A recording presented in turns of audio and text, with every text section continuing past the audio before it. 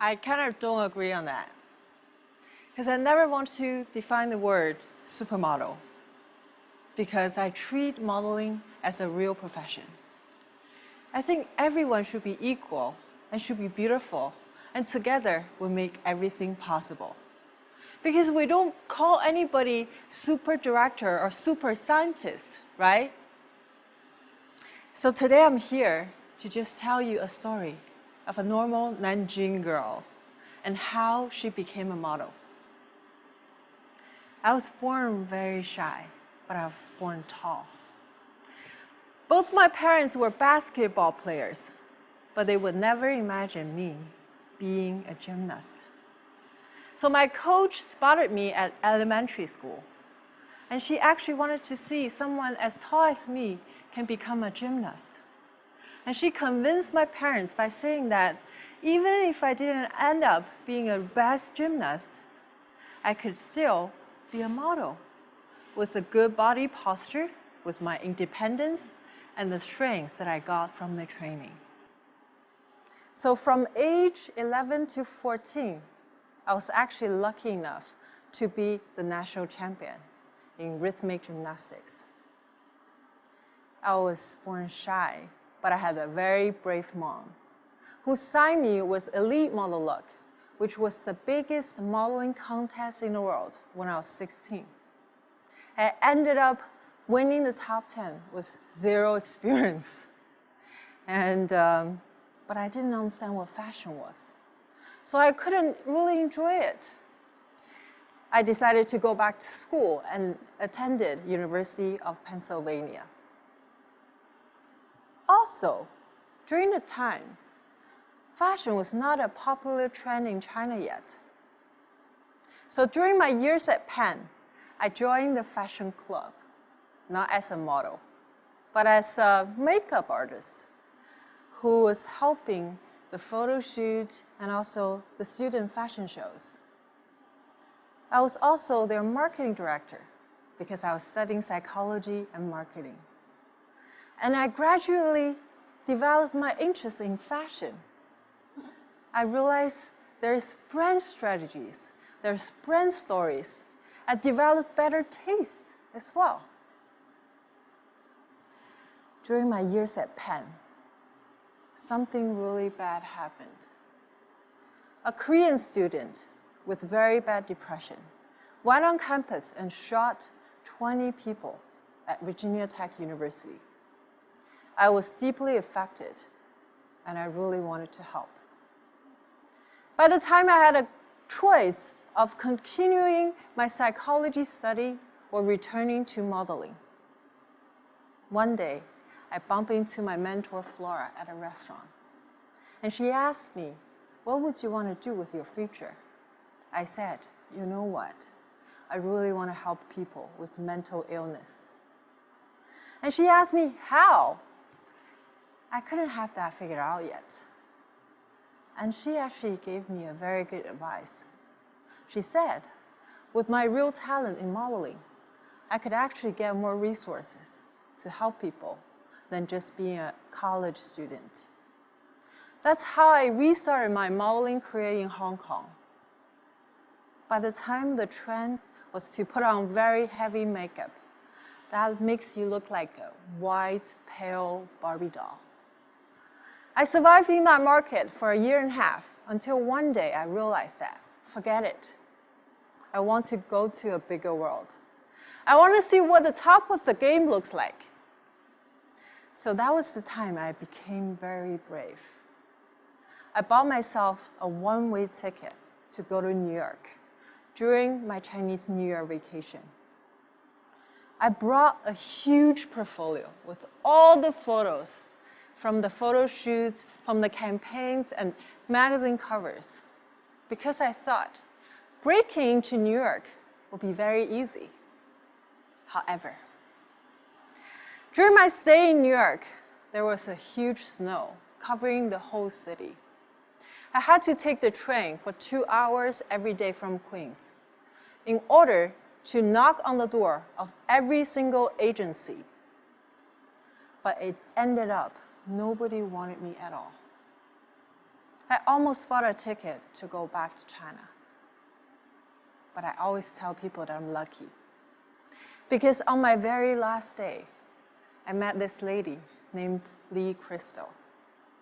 She saw the real me as who I am through all the over-polished, old-fashioned photos from my portfolio.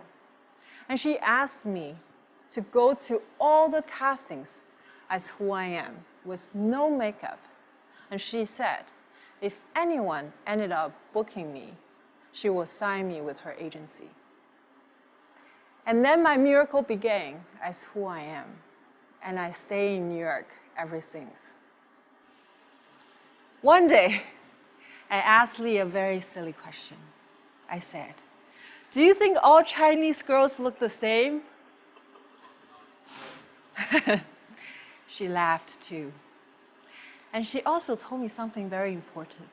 She said, because of the growing economy and presence in the world, the demand of Chinese faces is much bigger these days. And the market itself divided us into different segments, such as the high-end fashion look, the sexy commercial look, and also the classical beauty look. So all Chinese girls will fit into their own position in the market. Also, when the market is so different, we're more and more influential to the generation who are more interested in creativities and style. And thanks to the multimedia platforms, we're more influential to the whole world. I remember that the first campaign that I ever did was with Clarence. I remember the picture of my portrait came out on all billboards with other retouched beauty campaigns. But I appeared to be wearing very little makeup. The real spirit came out of my eyes. And that was the moment that I actually remind myself that I really need to embrace who I am. And I really need to take care of myself physically and mentally. To share a little dream come true, I was modeling for the Mercedes-Benz auto show, and that was my first ever money job. I had to model with the car 5 times a day. Every time we have to come out for half an hour. So when I was standing there, posing very elegantly with the car, I was listening to the background music with their commercial saying the best or nothing.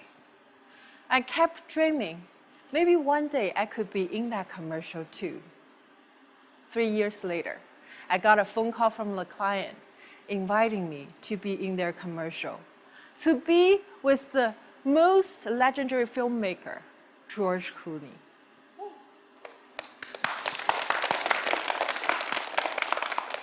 He was the most down-to-earth, funny person that I ever worked with.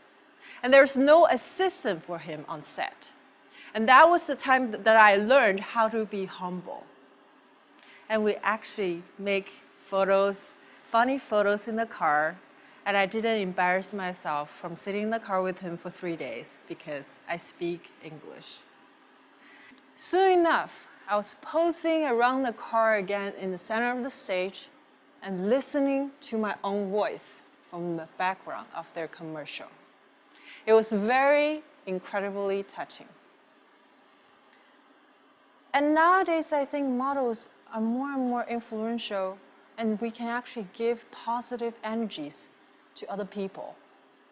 And then I create this little foundation called Star Bonnie Love.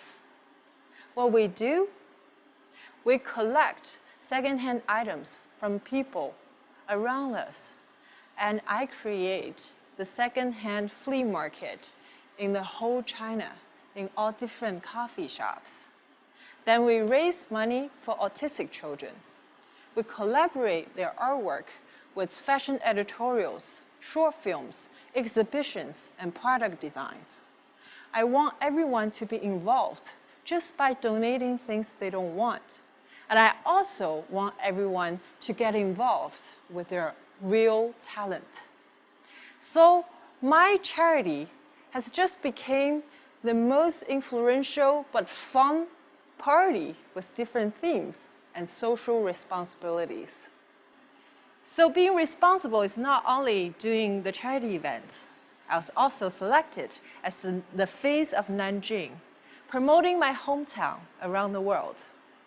I was helping my city, organizing the gala dinner at UN.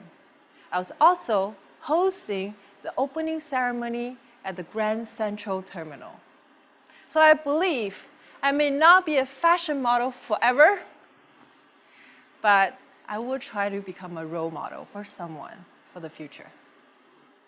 So that's probably one of the reasons that I joined another Chinese reality show called I, Supermodel as co-producer, their mentor, and their judge.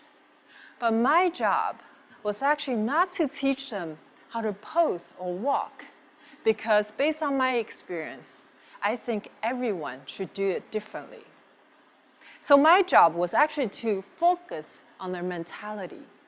For example, when there's a fighting in the dorm, as girls always do, when the other judges are being so harsh to them, when they don't feel confident enough for the photo shoot, I want to be the one to go to them and say, hey, don't worry. I've been the same, and I did even worse. So I want to be more empathetic for them. I remember there's a girl named Lei who was not as tall as all the fashion models. And during a challenge we did on a glass bridge, when there was a rain, we asked everybody to walk barefoot. Lei actually managed to stand on her toes instead to actually make herself look taller. And during a shooting at the desert, Lei was staying under the sun for the entire day in order to just learn and watch what other people are doing. I was very inspired by her work ethic, and I think I learned more from the show than I can actually give. Maybe not a lot of people will end up being a professional model, but so what? 99% of us are not born this way, right? But I believe we're all beautiful and unique in some way. And I want everyone to actually enjoy the journey and maybe becoming the influencers for the industry, just as how Lei influenced me. There's a sign hanging on the wall of my agency that everything has beauty. To me, I think beauty is to be fair, be real, and to create something positive. I was never the most successful fashion model. I was never the top student at school. And I was never the world-class gymnast. But I was born at the best time in China, lucky enough to meet wonderful mentors around the world who convinced me to pursue my dreams as who I really am. So my current dream is to be a storyteller. And when you give me more time, I will come back with more stories. Thank you.